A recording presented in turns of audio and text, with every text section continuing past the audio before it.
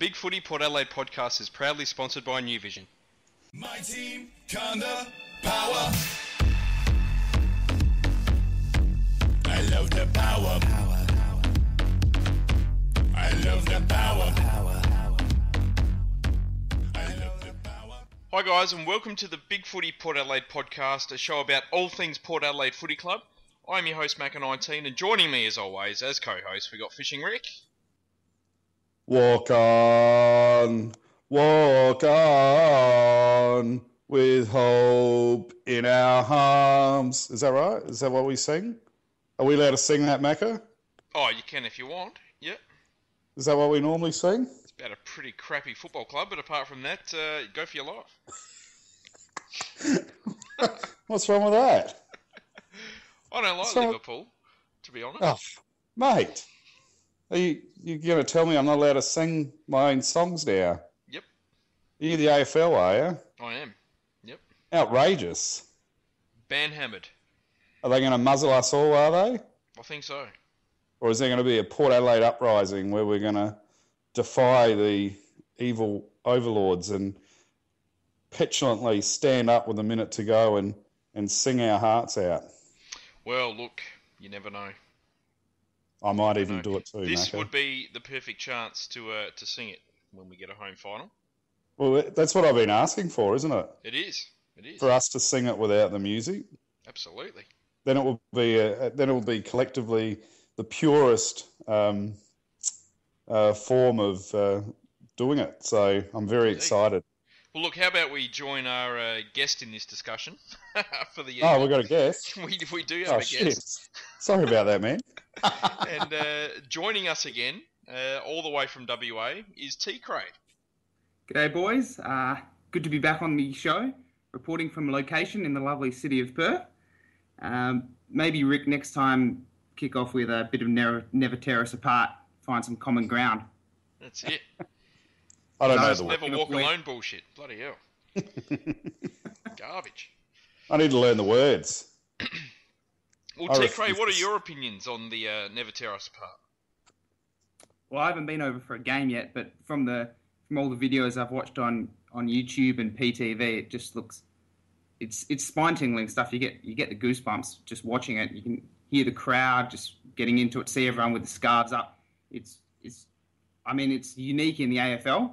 You see it a bit in the World Game, but in the AFL, can't remember seeing anything like it. So it's something really unique that our supporters have really latched onto this year, and I love it. Absolutely. Are you going on Saturday? Absolutely. Can you get your scarf with a minute to go and stand up in the crowd and sing it? I'll give it a crack for you, Rick. Yes, good man. Sitting amongst a bunch of Fremantle supporters, though, so not sure the camera will find me, but we'll give it a crack anyway. Do it anyway. Just have a couple of brothies before you frothies even before you start, and brothies. Don't go there. Even though we did have a lap dancing bet on earlier in the week, didn't we? Who did? Did you see that on the forum? No, not at all. I think it was a Freo poster came on and posted that he made a bet with his missus that if Port win, he's allowed to go to the local strip club and get bloody lap dancers. Fair enough. No, you missed it, Macca. Good luck. Good luck to him. I think Harold replied. He'll be able to back me up on this one. Fair enough. But get out there and sing it, TeeKray. I reckon it'll be great. I reckon the camera will still go to you. Well, we'll find out, I guess. Do you think it could be something that could evolve to away games for our supporter base? I think so. Can't see any reason why not. It's Well, we did it at the Collingwood game. We all stood up, put our scarves up in the warm up of the Collingwood game. How'd it go? The head of the WA group over here, Jeeks, he's planning on doing it before the game behind the goals there. So I won't be sitting with them, but they're going to give it a crack. So we'll see how it looks. Well, I reckon you should join in with them and just stand up and let them abuse you, and you sing with pride. Absolutely. That's it. Cop a beer to the back of the head with pride. Absolutely. Nothing better. Okay.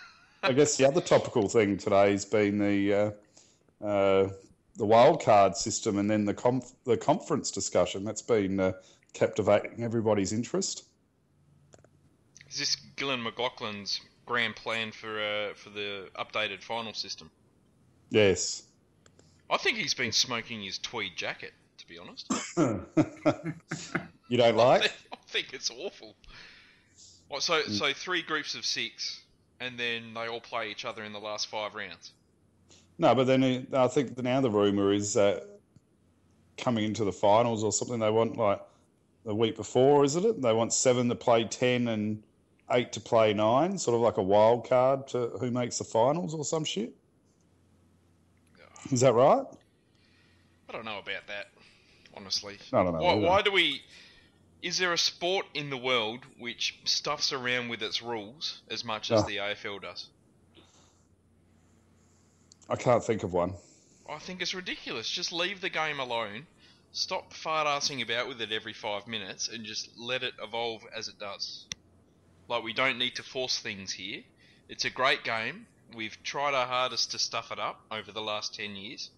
I think we need to stop fooling around with it and just let it go. Hear, hear.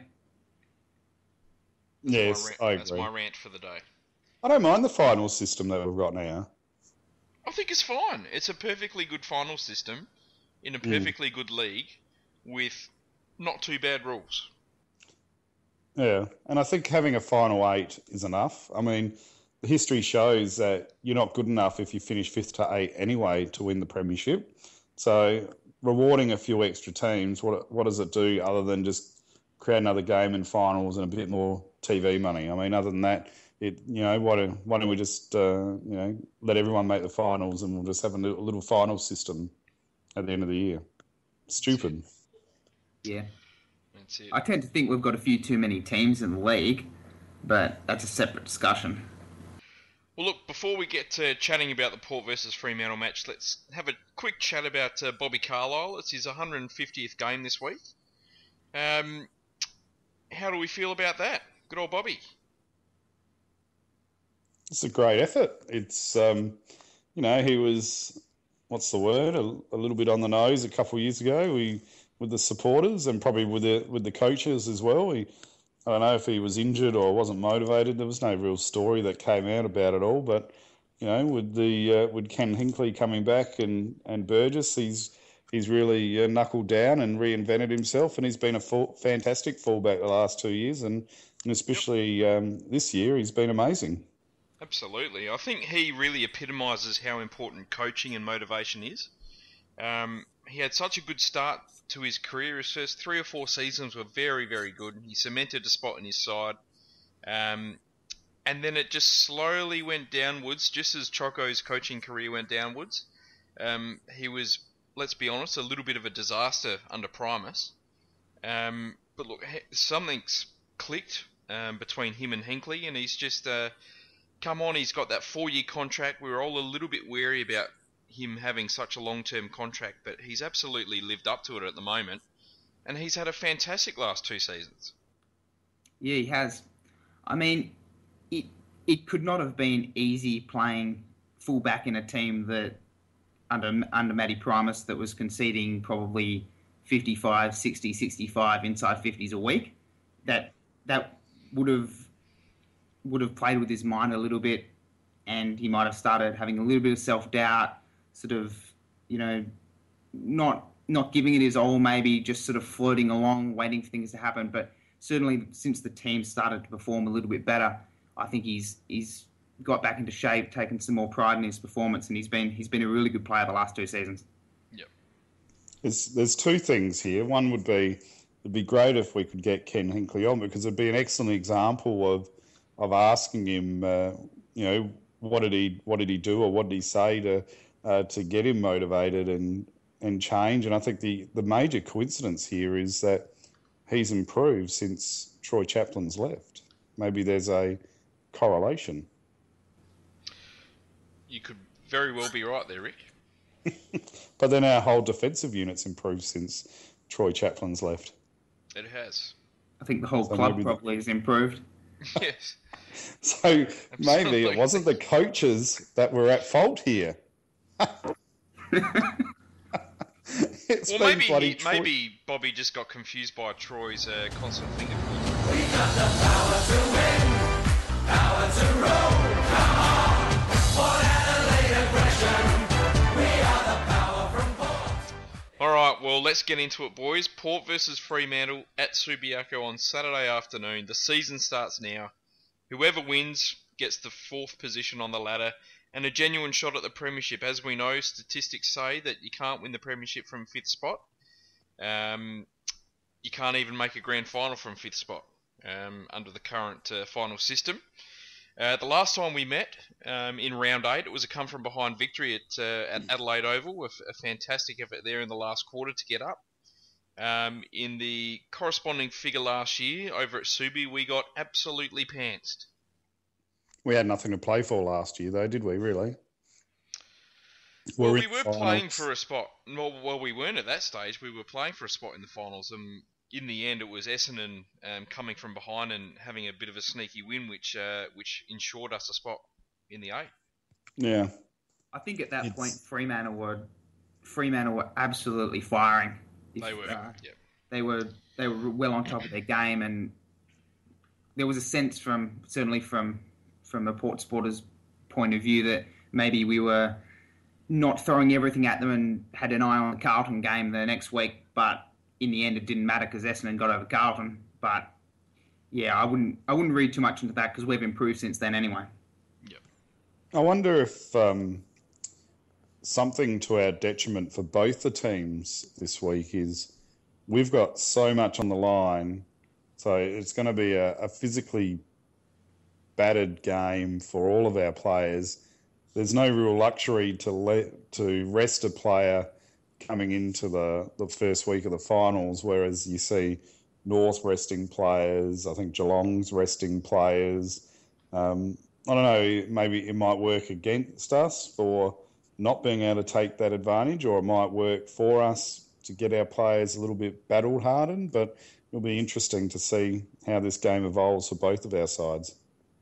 Yeah, I guess we're all a bit scarred from 2002 maybe, where we had that big game in the last round of the season against Brisbane and then ended up a bit flat the week after. So, let's hope that kind of thing doesn't happen again. But, we didn't choose this situation, so we've just got to go out there and try and win.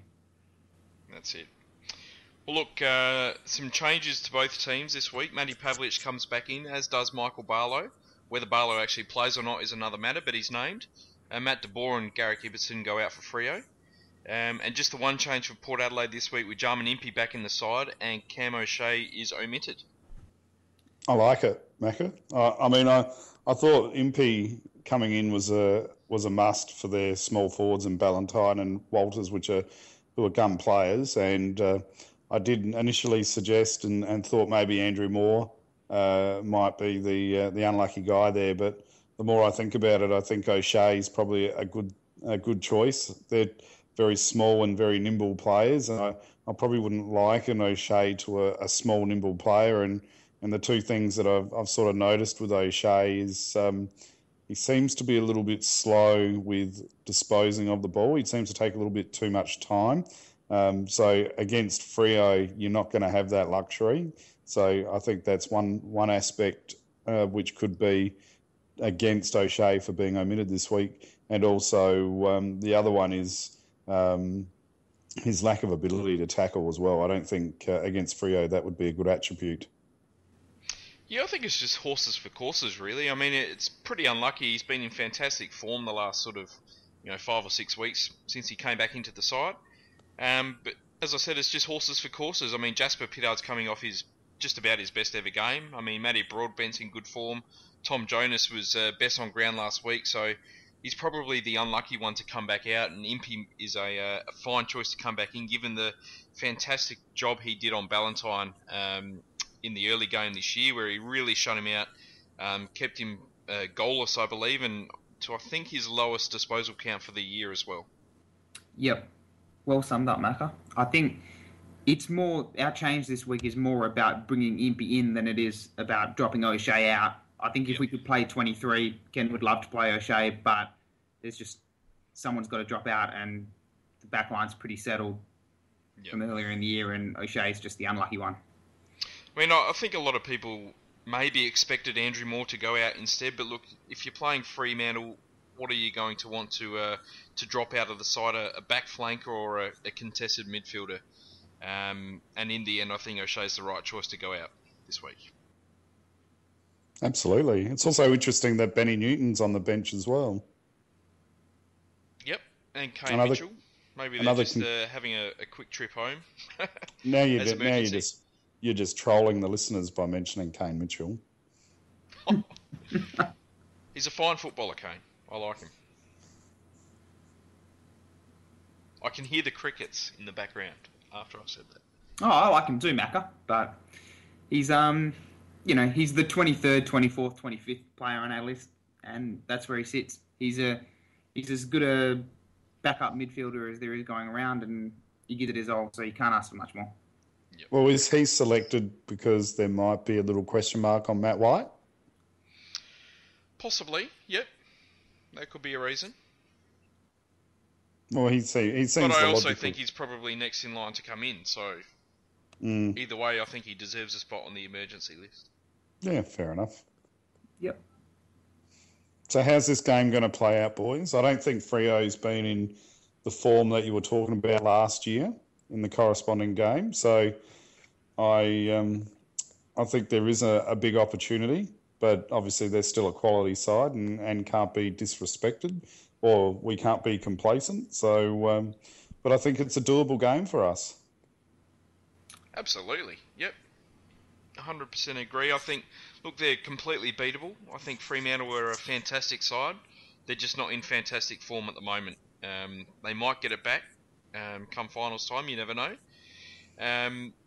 They've got a few injuries. I think they're entirely beatable. We've just got to have the right mindset out there. We've just got to play our own game. We know that our own game can beat Fremantle, as we showed earlier this year. So we just got to go out there and give it our best shot.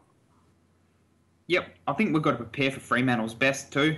I mean, they haven't played that great of late, but if you remember a game against Hawthorn, I think it was 2 weeks ago, in the third quarter, they just steamrolled Hawthorn, and I think they must have kicked 7, 8 goals for the quarter, and that was the kind of football that they were playing towards the end of last year that was just about unbeatable. So, if they come out and produce that sort of football, which with everything on the line, you would expect them to come close, we're going to have to be at our absolute best. So I don't think we should underestimate the challenge. There's an interesting stat that I put on the Big Footy Power Facebook page today, where it was talking about Geelong and how they've conceded 5 goals or more 9 times this year. Port Adelaide's only done it twice. So it's showing the problem that we did have in the past, where we leaked a strong amount of, or a lot of goals in a row without response. We've really been able to nullify that. And I think that's going to be fundamentally important this week, trying to keep the momentum of the game and also coming into the finals. So I'm really looking forward to us being able to apply that pressure. It's a good stat. Just keep. It is a good stat. That was off the Fox Footy news page, but yeah, it was something that really caught my attention, because I mean that was one of the criticisms that we had even last year. We couldn't really claw back momentum at times. So, absolutely. There was a number of games last year where we were leaking 6, 7, 8 goals in a row in very, very short periods of time, but that hasn't happened at all really this year. So it's something that they've obviously worked on a lot, and it's come good this year, which is fantastic. Anyone want to hazard a guess as to when those 2 5-goal bursts were? One would be Richmond. Adelaide? Could be Adelaide. Could be Carlton in round 1. Do you know? No, I don't have a clue.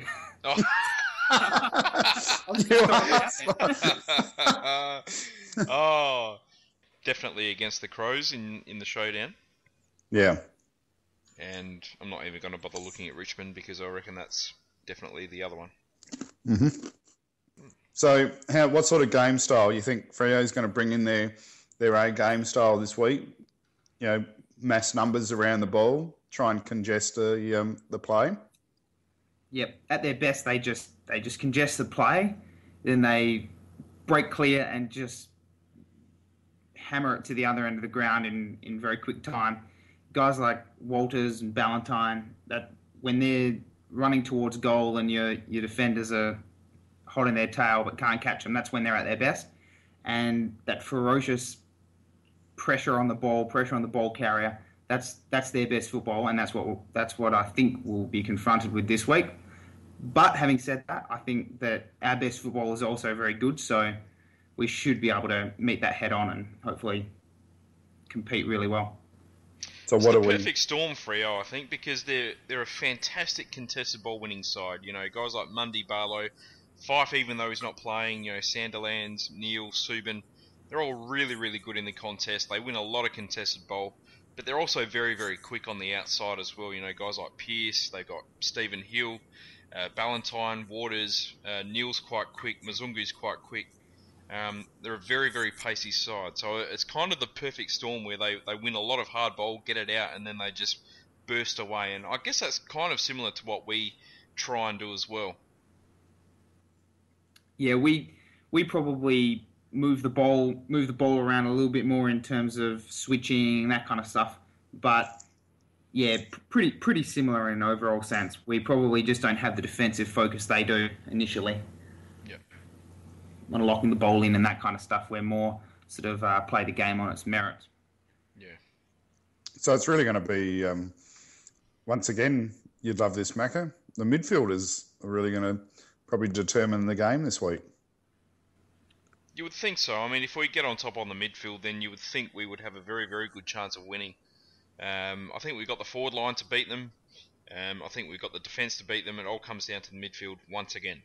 So, and while we're at the midfield, sorry, mate, I think we should just quickly comment now that we know officially that Robbie Gray did win the Coaches Award. He did. Well deserved. Fantastic effort.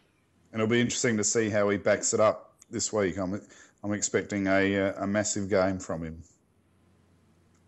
Yeah, I don't think he's the kind of guy who would let anything get to his head, so I'm sure he'll be playing as we know he can this week and hopefully help us win the game. But in terms of the midfield, boys, does anyone think that Barlow actually will play, or do you think they're just, giving him till the last minute, playing mind games, whatever you might want to spin it? I don't think he'll play. I think they'll be mad. I don't think he'll play either. Why risk him for the whole final series by playing him against us?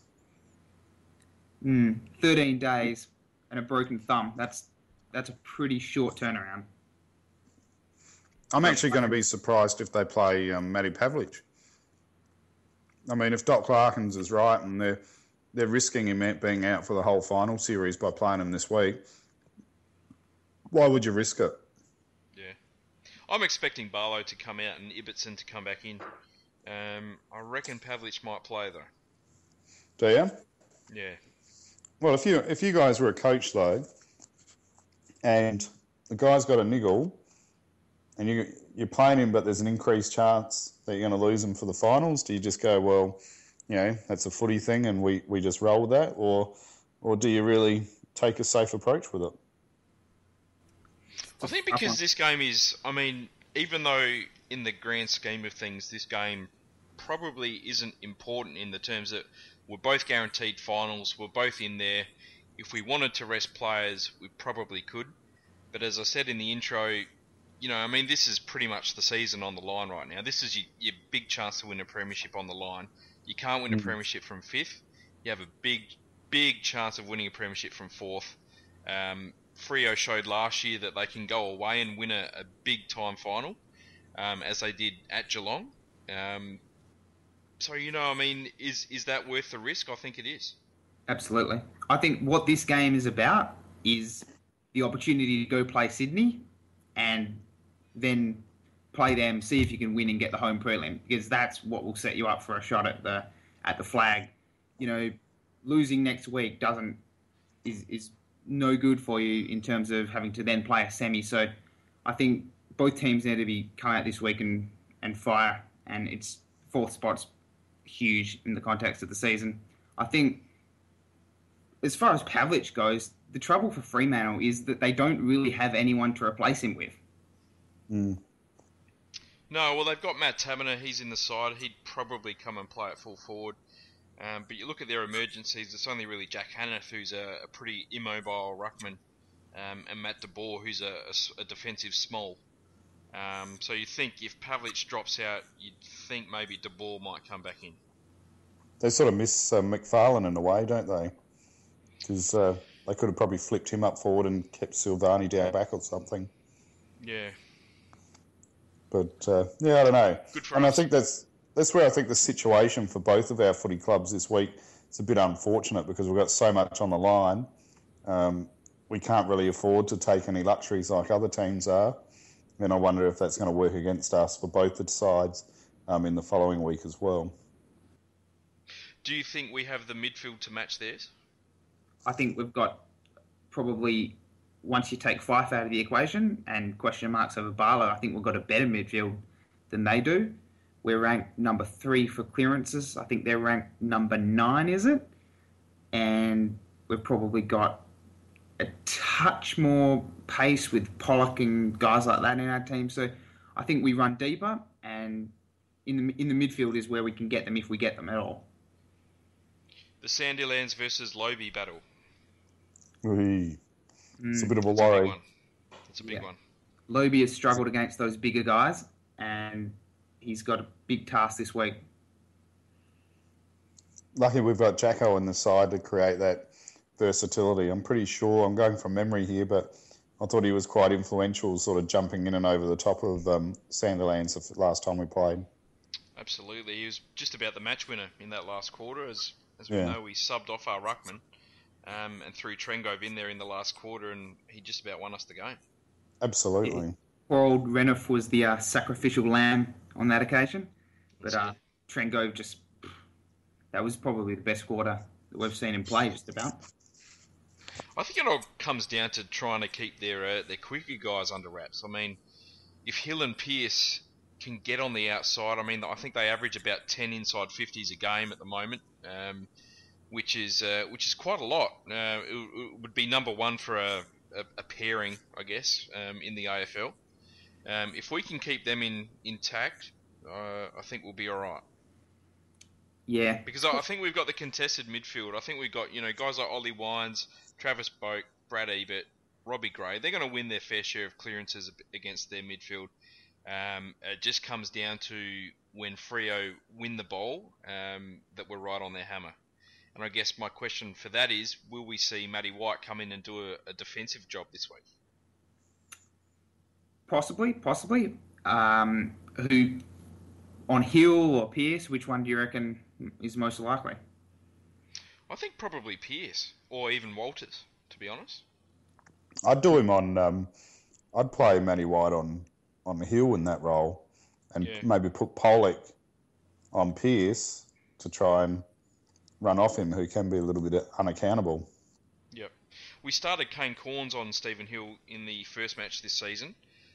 Which was no good, was it? No, it wasn't very good.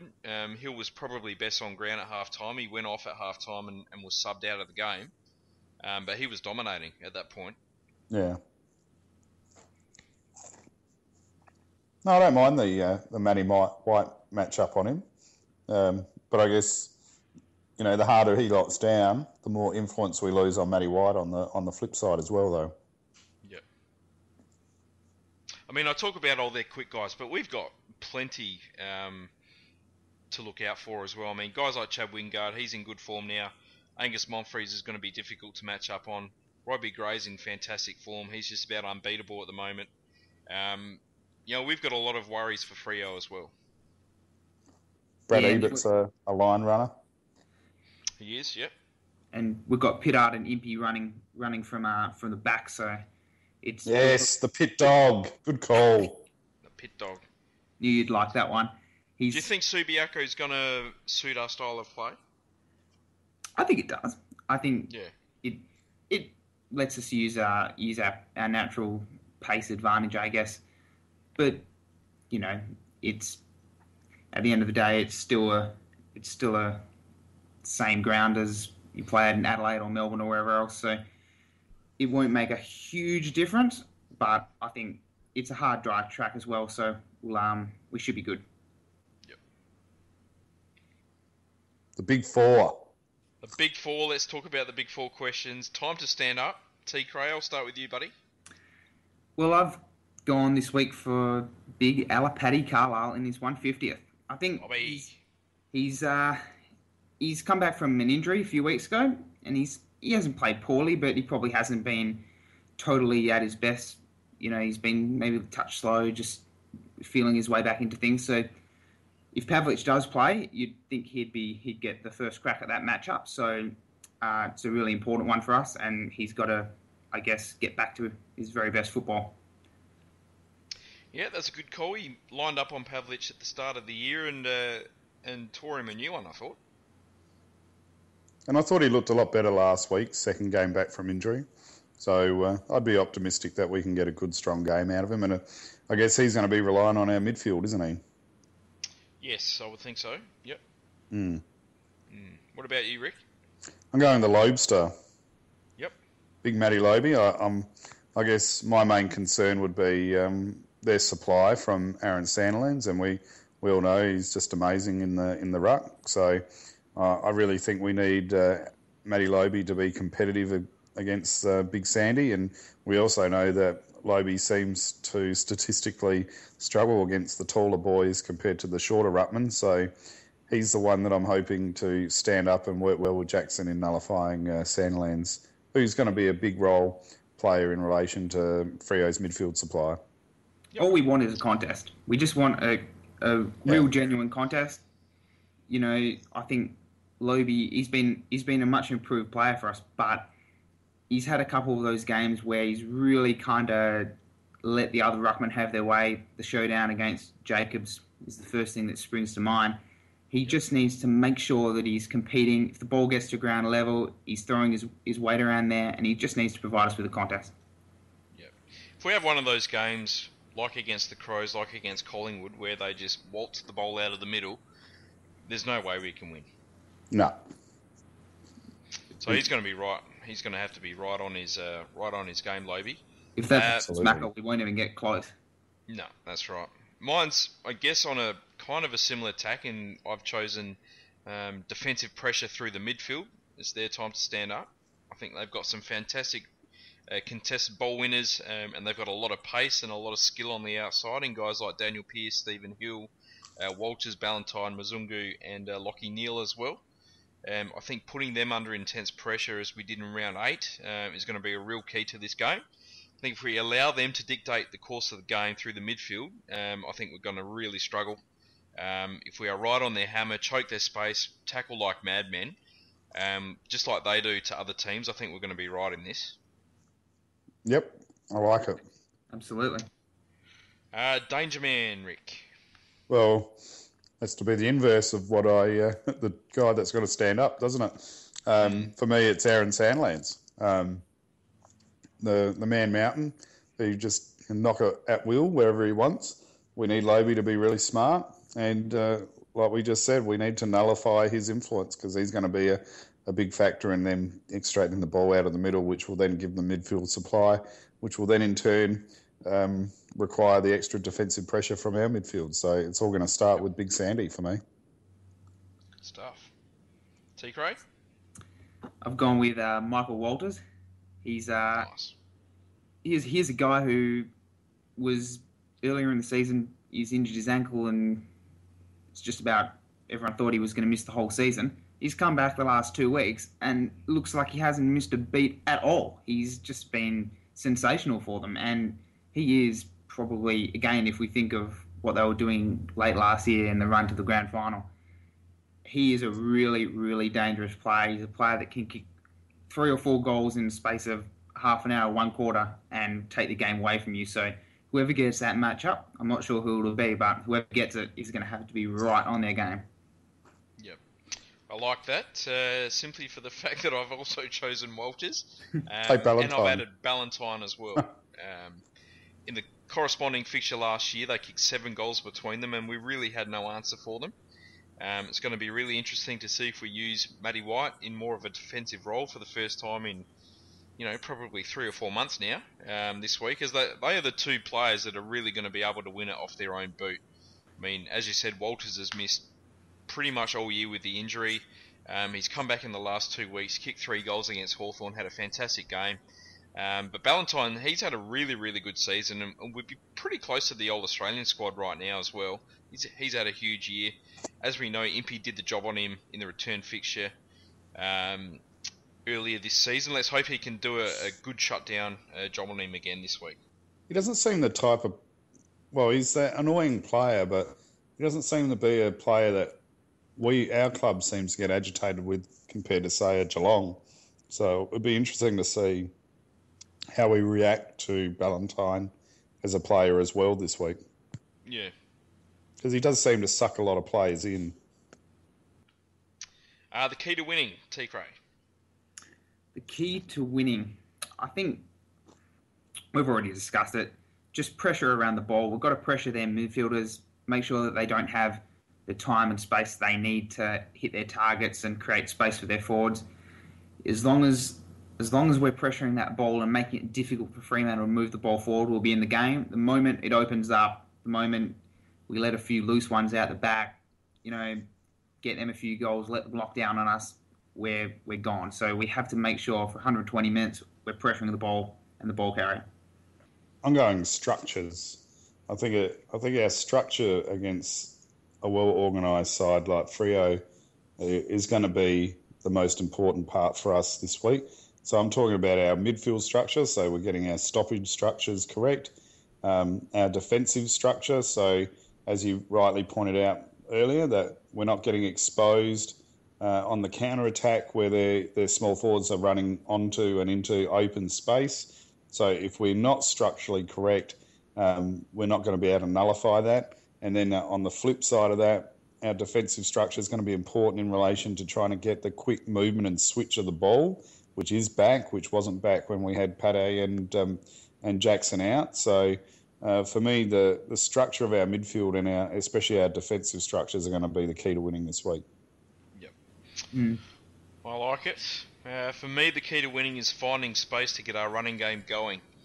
I think if we can win the clearances or at least get enough of the ball to get it outside to our runners, I think we'll really be in the box seat. I think the ground should really suit our style of play. It's just a matter of winning more of the ball than they do and getting it to guys like Polek, Matty White, Chatty Wingard, Brody, Gus Monfries, these guys, and see if we can run them off their feet. Yep. And hopefully when we get it forward, kick straight. Yes, absolutely.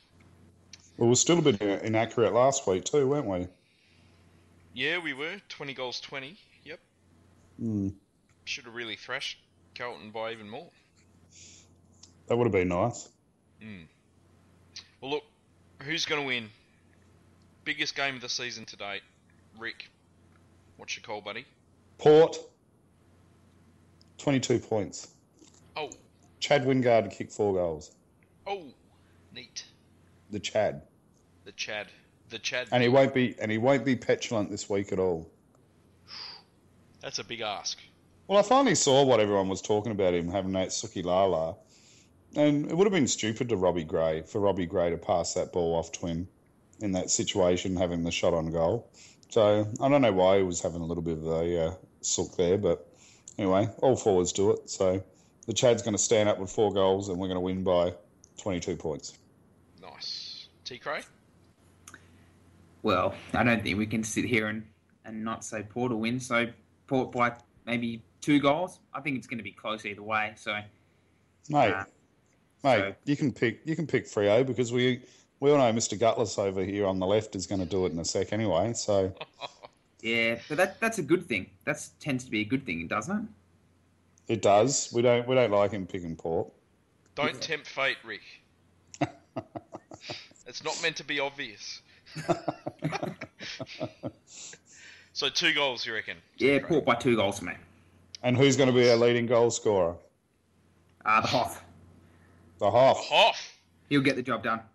Oh. Actually, that's... I like it. I'm diverting everything. I'm sorry, Macca, but do they have a natural match-up for the Hoff? Would it be probably Clark? Nah, Michael Johnson. Yeah. Michael Johnson, that's the one. Every time. Every time? Yep.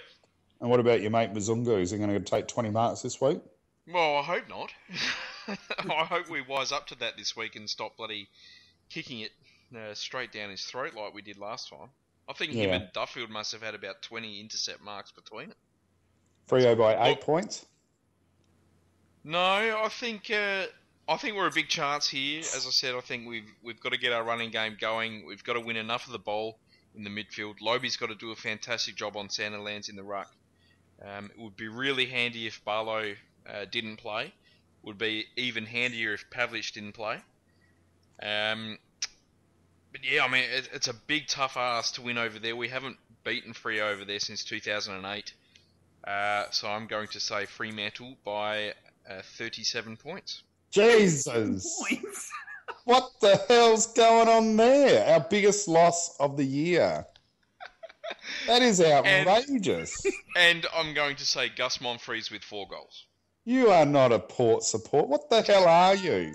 Take a look at yourself, young man. 37 points. Jeez. Come at me, bro. Away by Michael at ground level. Here's a chance for Stevens. Stevens goes high and long towards the goal square. 2-on-2, Burgoyne almost brought it down. Here's James. He's had a marvellous game. He puts him in front. Brilliant goal. What a classic. Roger James gets his second.